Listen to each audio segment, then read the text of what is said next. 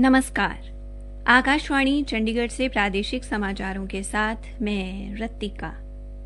पहले इस बुलेटिन के मुख्य समाचार। प्रधानमंत्री नरेंद्र मोदी ने आज शाम अपने विशेष संबोधन में लोगों को कोविड-19 के प्रति सचेत किया। केंद्रीय ग्रामीण विकास एवं पंचायती राज मंत्री ने खंड और जिला विकास योजनाओं की तैयारियों की रूपरेखा का अनावरण किया और उम्मीद जताई कि इससे समावेशी विकास को बढ़ावा मिलेगा। अनीमिया मुक्त भारत के तहत हरियाणा को देश के 29 राज्यों की सूची में पहला स्थान मिला।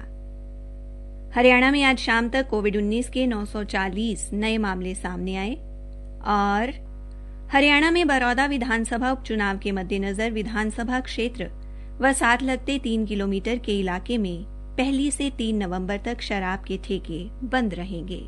अब समाचार विस्तार से।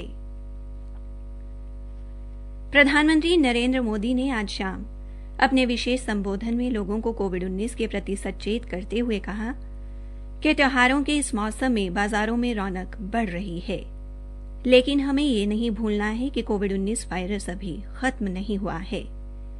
श्री मोदी ने कहा कि कोविड मरीजों के स्वस्थ होने की दर में सुधार दर्ज किया गया है और अन्य देशों के मुकाबले कोरोना संक्रमण के कम मामले सामने आ रहे हैं। प्रधानमंत्री ने कहा कि दुनिया के साधन संपन्न देशों के मुकाबले भारत बेहतर स्थिति में है। प्रधानमंत्री ने ईद, दिवाली, छठ पूजा और गुरपुरब सहित सभी त्योहारों की बधाई भी दी। केंद्रीय ग्रामीण विकास एवं पंचायती राज मंत्री नरेंद्र सिंह तोमर ने आज खंड और जिला विकास योजनाओं की तैयारियों की रूपरेखा का अनावरण किया। ये रूपरेखा योजनाएं तैयार करने के लिए खंड और जिला पंचायतों का मार्गदर्शन करेंगी और उचित स्तर पर योजनाकारों और संबंधित पक्षों की सहायता करेंगी। इस अवसर पर अपने संबोधन में श्री तोमर ने उम्मीद जताई कि ये रूपरेखा उपलब्ध स्थानीय संसाधनों, स्थानीय लोगों की आकांक्षाओं और प्राथमिकता वाले क्षेत्रों पर ध्यान केंद्रित करके खंड और जिला स्तर पर समावेशी विकास को बढ़ावा देगी। भारत के संविधान में 73वें संशोधन में 3 स्तरीय पंचायती राज प्रणाली बनाई गई थी, जिसमें ग्राम स्तर पर ग्राम पंचायत, खंड स्तर पर ब्लॉक समिति और जिला स्तर पर जिला परिषद शामिल हैं। केंद्रीय स्वास्थ्य एवं परिवार कल्याण मंत्रालय और यूनिसेफ की पहल पर अनीमिया मुक्त भारत कार्यक्रम के तहत हरियाणा को देश के 29 राज्यों की सूची में पहला स्थान मिला है। स्वास्थ्य एवं परिवार कल्याण मंत्रालय द्वारा इस संबंध में हाल ही में जारी सूची के अंक पत्र में हरियाणा को 46.7 अंक के साथ अनीमिया मुक्त भारत सूचकांक में शीर्ष स्थान पर रखा गया है। ये जानकारी आज चंडीगढ़ में राष्ट्रीय स्वास्थ्य मिशन के तहत राज्य स्वास्थ्य सोसाइटी की 8वीं संचालक मंडल की बैठक में दी गई। बैठक की अध्यक्षता हरियाणा के मुख्य सचिव विजय वर्धन ने की। बैठक में अनीमिया मुक्त भारत कार्यक्रम के तहत प्रदेश में चलाए जा रहे अनीमिया मुक्त हरियाणा कार्यक्रम की अनूठी विशेषताओं के बारे में भी चर्चा की गई। भारतीय जनता पार्टी की नेता और पहलवान बबीता फोगाट ने महिला एवं बाल विकास निगम की अध्यक्ष के तौर पर पदभार ग्रहण किया। इस मौके पर उन्होंने प्रधानमंत्री नरेंद्र मोदी और हरियाणा के मुख्यमंत्री मनोहर लाल का धन्यवाद किया। उन्होंने कहा कि वे दिन रात मेहनत करके अपनी जिम्मेदारी निभाएंगी और हरियाणा में महिलाओं को जागरूक, सशक्त व शिक्षित करने का काम करेंगी। हरियाणा राज्य सहकारी आपूर्ति एवं विपणन संघ हैफेड के नवनियुक्त अध्यक्ष कैलाश भगत ने हैफेड के पंचकुला स्थित कार्यालय में अपना पदभार ग्रहण किया। हैफेड के प्रबंध निदेशक डी.के. बेहड़ा ने उनका स्वागत किया। हैफेड अधिकारियों की टीम के साथ बातचीत करते हुए श्री कैलाश भगत ने कहा कि वे हरियाणा के किसानों की सेवा के लक्ष्य की प्राप्ति के लिए काम करना जारी रखें। उन्होंने कहा कि इसी तरह संघ के अन्य सभी उद्देश्यों का पालन करते हुए राज्य में सहकारी समितियों के बीच हैफेड के शीर्ष स्थान को बनाए रखें। देश में उपचाराधीन मरीजों की संख्या 10% से कम हो गई है, जो एक अन्य उपलब्धि है। देश में कोविड संक्रमण मरीजों की संख्या 7.5 लाख से भी कम है। स्वास्थ्य मंत्रालय ने कहा है कि केंद्र सरकार द्वारा टेस्ट, ट्रैक एंड ट्रीट यानी जांच, पहचान और उपचार की प्रभावी रणनीति के सफल क्रियान्वयन से ये संभव हुआ है। आकाशवाणी के समाचार सेवा प्रभाग द्वारा कोरोना उचित व्यवहार जन आंदोलन के तहत कोविड-19 के प्रति लोगों को जागरूक करने के लिए शुरू की गई नई श्रृंखला आओ कोविड को हराएं के तहत आज का संदेश है, मास्क पहनकर ही बाहर जाएं और 2 गज की दूरी रखें, दूसरों को भी इसका महत्व बताएं।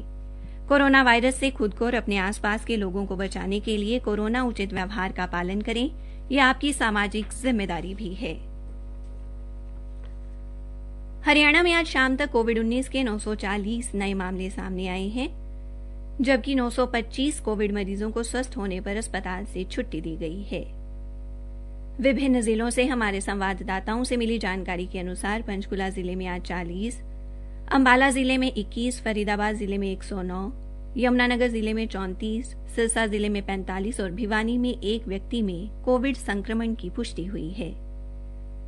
जबकि फरीदाबाद जिले में 142, भिवानी में 24, यमुनानगर जिले में 30, अंबाला जिले में 25, पंचकुला जिले में 10 और सिरसा जिले में 52 कोविड मरीजों को स्वस्थ होने पर छुट्टी दी गई है। पंचकुला से हमारी संवाददाता ने बताया है कि जिले में कोविड मरीजों के स्वस्थ होने की दर 94% हो गई है। वहीं फरीदाबाद जिले में यह दर 95.4% पर पहुंच गई है। कोरोना संक्रमित मरीजों में बनी एंटीबॉडी की पहचान के लिए पूरे प्रदेश में सीरो सर्वे का दूसरा दौर शुरू हो गया है। इसी कड़ी में सिरसा जिले में सीरो सर्वे के लिए कुल 12 टीमों का गठन किया गया है, जिनमें से 8 टीमें ग्रामीण क्षेत्र से व 4 टीमें शहरी क्षेत्र से नमूने लेंगी।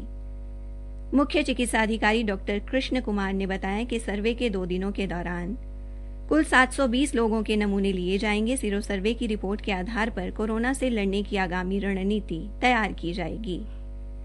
काबिले गौर है कि पहले चरण के सर्वे में सिरसा जिले में 3% जनसंख्या में एंटीबॉडी पाई गई थी।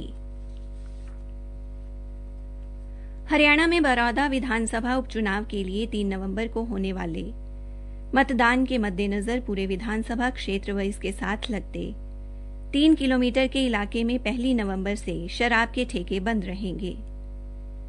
चंडीगढ़ से जारी एक प्रेस विज्ञप्ति के अनुसार 1 नवंबर को शाम 6 बजे से लेकर 3 नवंबर को शाम 6 बजे तक विधानसभा क्षेत्र व इसके साथ लगते इलाके में शराब की दुकानें बंद रहेंगी। इसके अलावा 10 नवंबर को मतगणना वाले दिन भी मतगणना समाप्त होने तक ये आदेश लागू रहेंगे।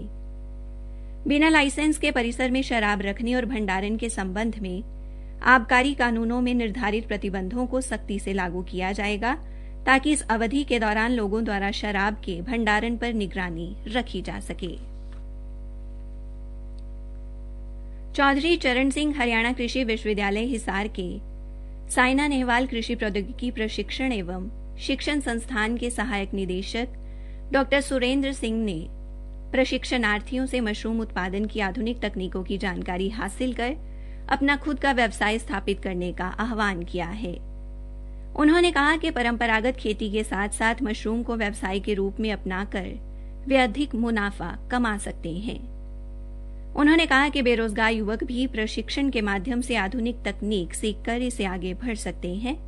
डॉ सुरेंद्र सिंह आज मशरूम उत्पादन की तकनीक विषय पर आयोजित 3 दिवसीय ऑनलाइन प्रशिक्षण कार्यक्रम के शुभारंभ अवसर पर हिसार में प्रशिक्षणार्थियों को संबोधित कर रहे थे। अंत में मुख्य समाचार एक बार फिर। प्रधानमंत्री नरेंद्र मोदी ने आज शाम अपने विशेष संबोधन में लोगों को कोविड-19 के प्रति सचेत किया। अनीमिया मुक्त भारत के तहत हरियाणा को देश के 29 राज्यों की सूची में पहला स्थान मिला। इसी के साथ प्रादेशिक समाचार समाप्त हुए।